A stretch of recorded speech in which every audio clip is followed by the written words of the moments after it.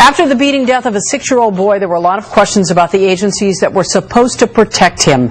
Today, the head of LA's Department of Children and Family Services was called on the carpet and took some very tough questions about how to keep at-risk kids safe from abuse.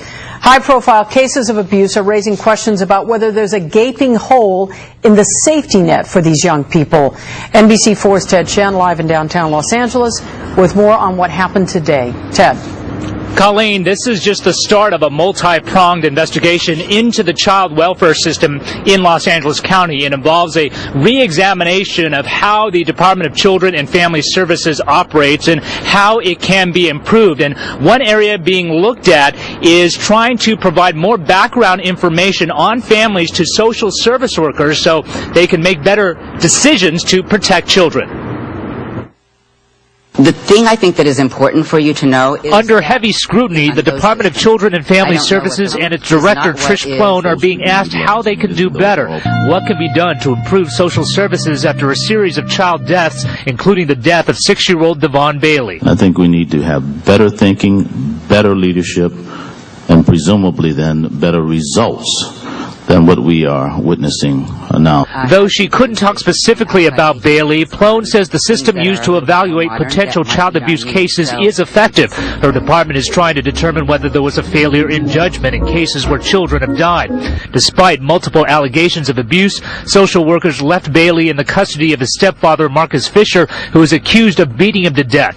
4-year-old Lars Sanchez was left with his mentally ill mother, who then decapitated him. It's a very big responsibility. It's a very difficult job that social workers have, and they do it every day, and they do it very, very well. Not ever with no mistakes, but 160 to 180,000 calls a year come into our department. The county is looking at expanding the database used to evaluate potential abuse cases without violating privacy laws.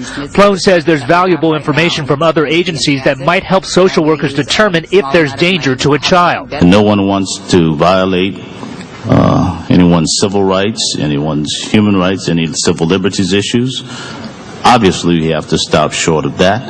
But I do not think we have done our best work.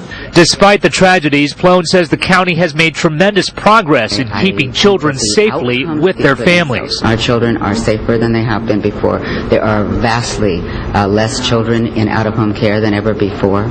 There is less abuse in care. There is less time that it takes a child that actually has to come into our system before we can safely reunify them. It's taking us less time to get a child adopted if they can't go home safely.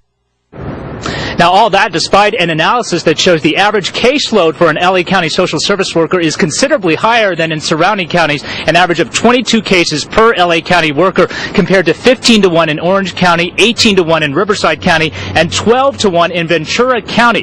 Now, the county estimates to meet the ideal of 15-to-1, that would require hiring 1,700 new social service workers at an estimated cost of $180 million, which the county admits it can't afford. Reporting live from downtown Los Angeles, Ted Chen, Channel 4 News, calling back to you.